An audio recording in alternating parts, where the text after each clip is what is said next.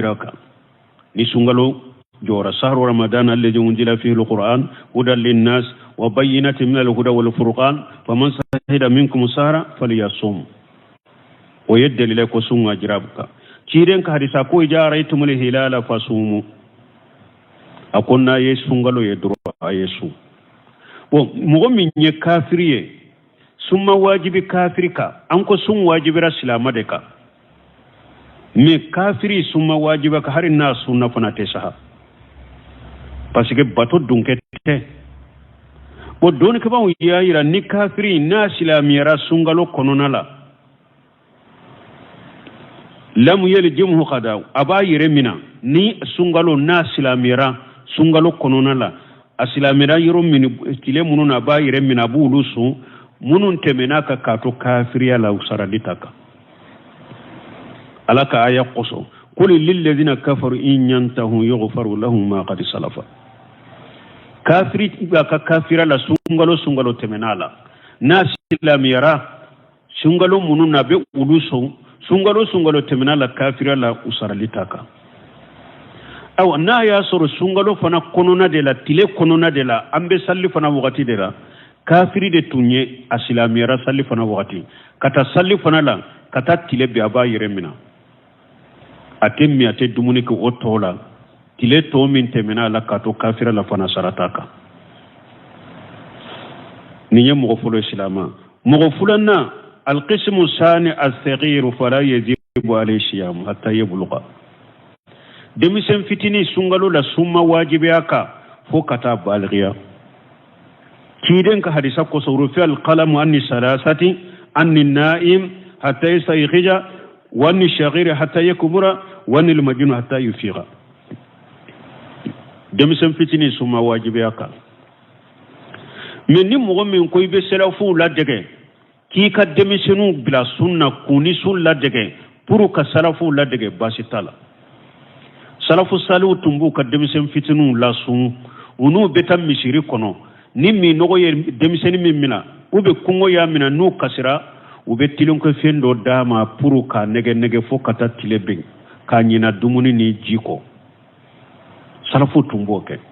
wala ni ko ibi ka demisenu la su kuni su entraînement ni suye basitala mogo do fana be har ni demisenu yere ko be su ubu bali sunna wote hinna kata demiseni made hinna kata demiseni yare kala modina de kono ani baton de kalamu ni demiseni min ko ni sunna sunya de waya toriya do sumbe toral lase demiseni minna ama balu ye ka dewna o bali sunna basitika mi sunte min toro ibla ukasu awa demiseni be balu ya ni ko damado de na sera santani duru abalu ya rasunga jiraka ube ni abarakoroshi bora sun wajibiraka ube ni demiseni na shigura ko ni muso jera la waji bora la abalu yara ceni muso baligu ya ni saba ceni muso be kaka ala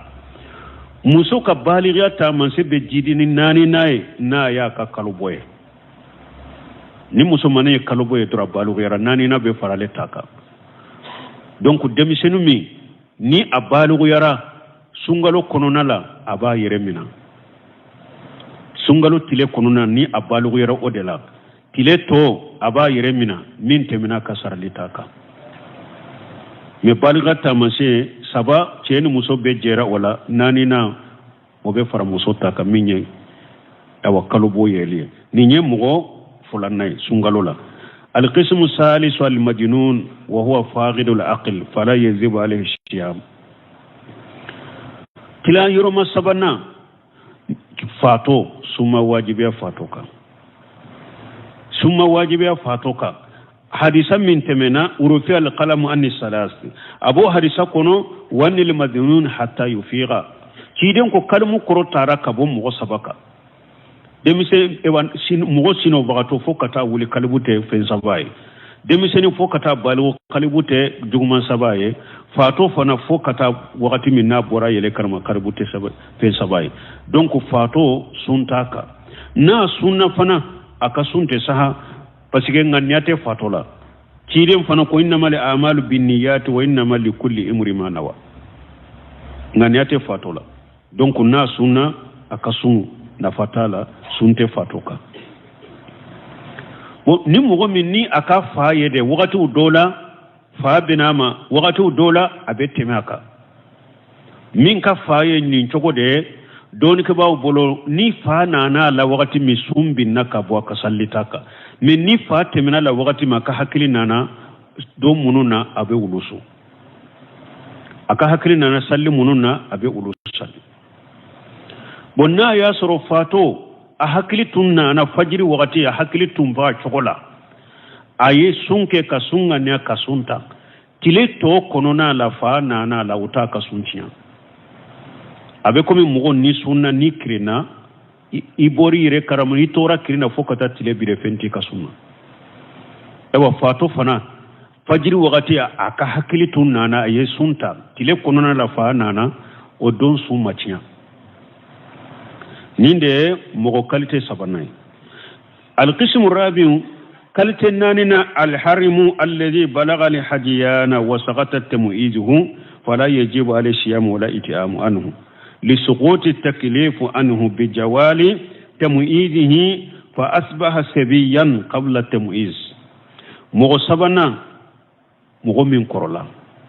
akera chokorobay akera musokorobay akorola mogo nanina mogo min korola koroya min do hakilite aka hakili yerete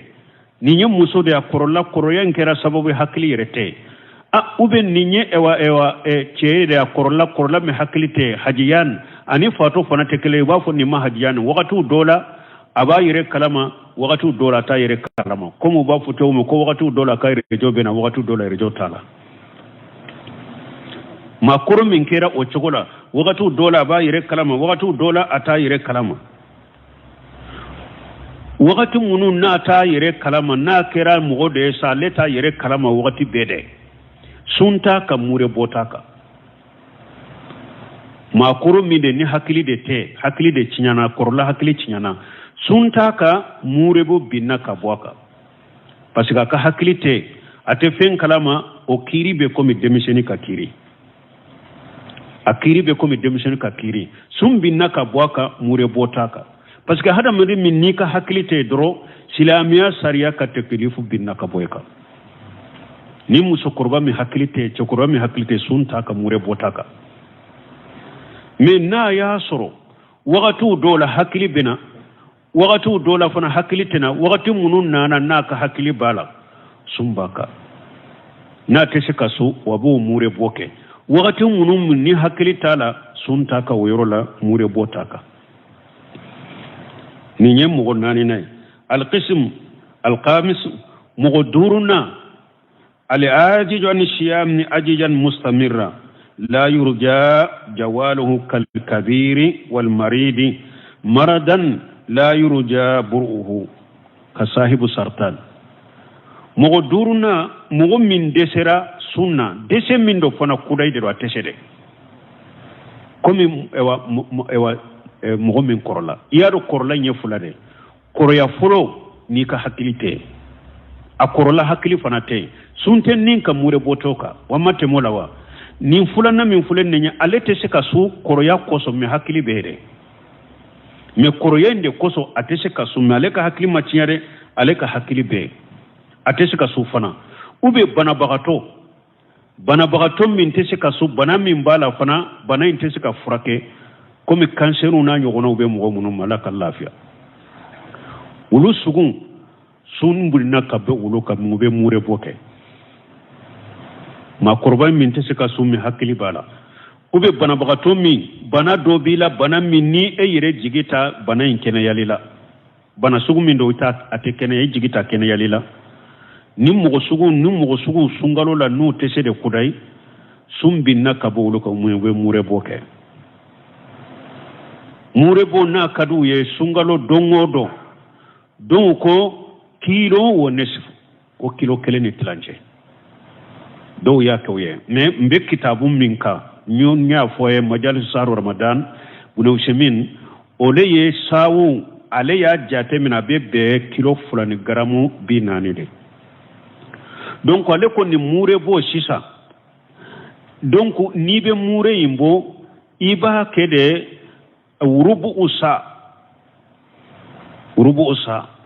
abe komi nanko ni ewa sawu fana fule kopunya nani de be do sawula donc kopunya nani sawu tila nani na kopunya kele ale yo jatemina obe boye kilo tilanche ani garamuta mimba le ka kitabu ngono ya kilo kele ni garamu kilo tilanche ani garamuta dongo do ibo bo kadi fantama ube na kadiye iba bila ni sungalo banna iba be fara nyogon ka sungalo benatile mugani kononto de la mugani kononto ta iba fara nyogon ka ube ni sungalo benatile bisaba de leba be fara nyogon ka tobi ka fantam muga ani kononto wele ube na dun ube ka fantam bisaba wele ube na dun ni nye munun be mure boke wayde munun tese ka su mogo min korola ube mogo min ni bana bala tese ka furake uruba ke nin chogola القسم السادس المسافر مغو كاليتي ورونا ويتامدي تامدي سنغلوس لا إذا لم يقصد بسفره تحيل على الفطر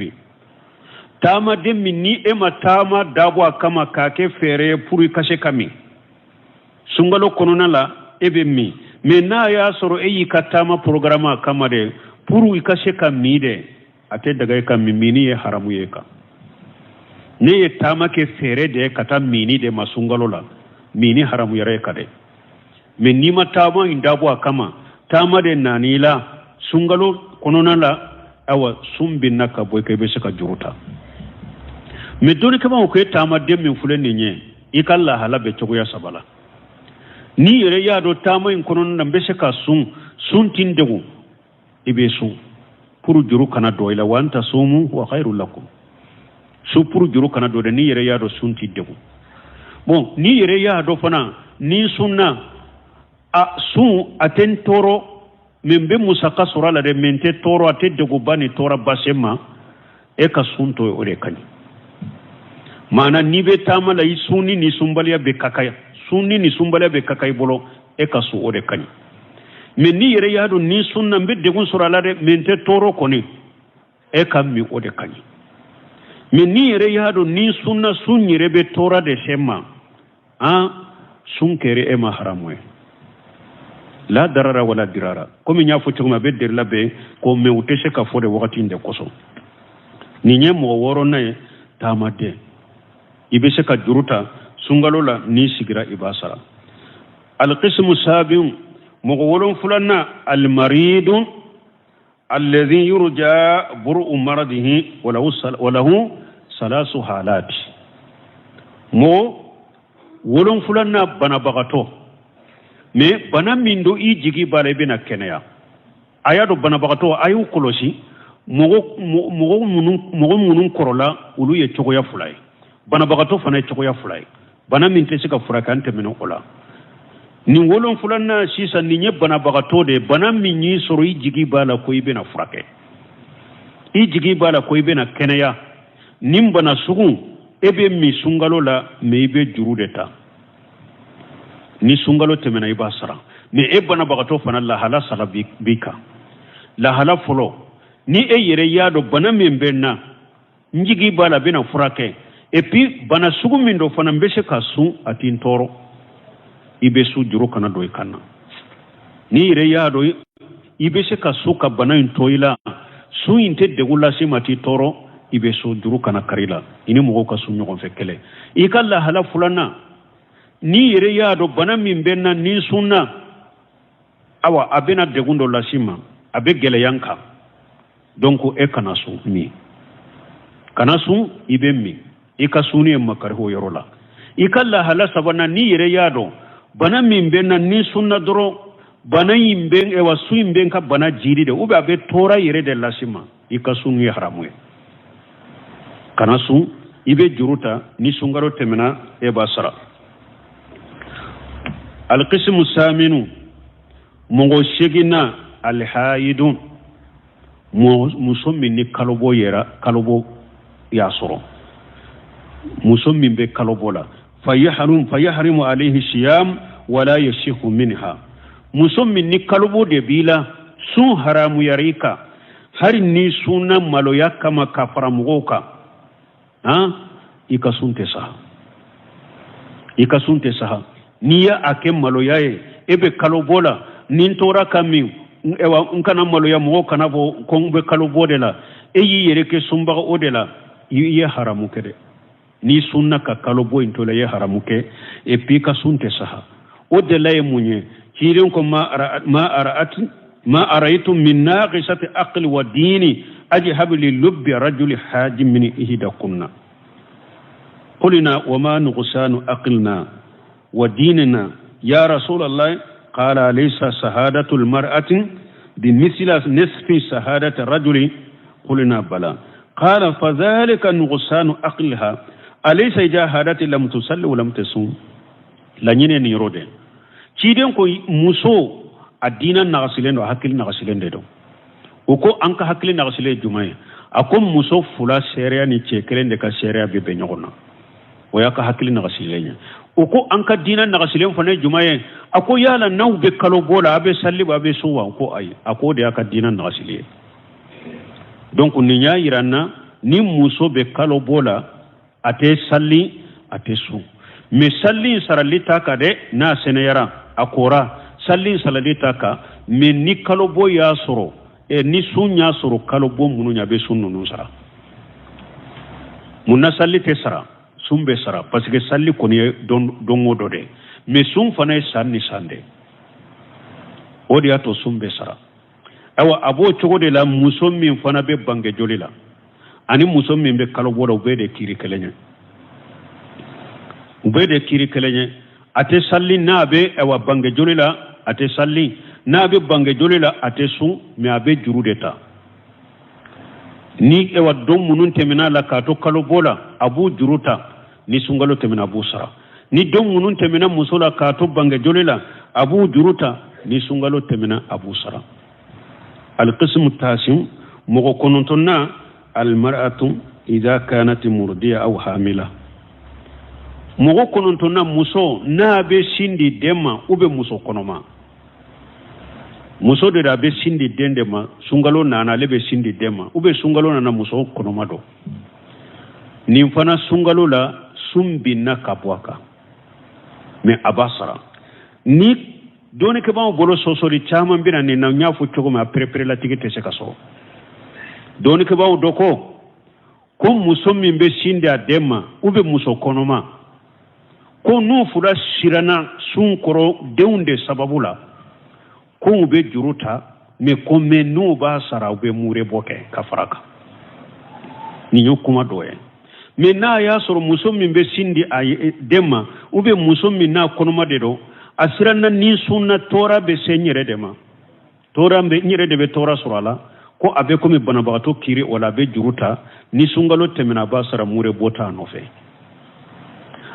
doni kama do fana ko muso min be sindi adema ube muso min ni konoma do sungalo la ko abe ewa mure bode ke ko sumbi ndande ka boaka ko abe mure boke ko sunta ka ko abe mure boke nimbe fora me don kaba ka kuma sahale kuma ube tentelen ko fe ka cence hari shebo yemmin fo majabi tugu yemmin fo abe senselen ko fe utara sabati minka muso konoma do muso be sindi de ma isra na yire de koro isra na dende koro isra ni yire ni dende koro wawo ubila ube bila bana bagato ka kiri de kono ube sungalo juru de ta doro nu sera ka sara domi ubasara ka foite su ibe mure de bo ote ube ka fo fana ka mure bo anofe ka sare be mure bo anofo si sahalente o si sahalente uya delila ke munye inna allaha wada anil musafiri satara salah وأن المسافر والحامل والمرضي صوما أو صياما ko ciden ko tamade alaye ewa tamade ko salli tilance alaya bi ka bo tamadenka bo tamade ani musommi be en kono mado ani musommi be sindi adema ko alaye sumbi ka bo nonunka me bilisugu nyumando mana sun wakati abinna ka buka utesu me ni sungalo temena ubasara kuma sahlenya ninde muso konoma muso min be sindi adema sungalo na ye soro ibe simmi de la si dembi simmi ube konomado ni te se ka sun hari na kera sungalo fura saba de kai ba be de juruta ni sera ka sara domi de ba sara ni sera ka sara wati mi iba sara munun ba fo ko sara litte ka sunti ka ibe mure bode ke kuma sahalente munun fana ba fo ko jurube sara de mure bobe ka no fas olu fana sahalente lezina daima tumami doni ka ba grupu sikira ka tente ka de law sense usabatira minka ube komi bana bakatore fa iddatu min ayyam ukharu ube jurude ta doro ni sungalo temena ubasara ni nyem mo jolinae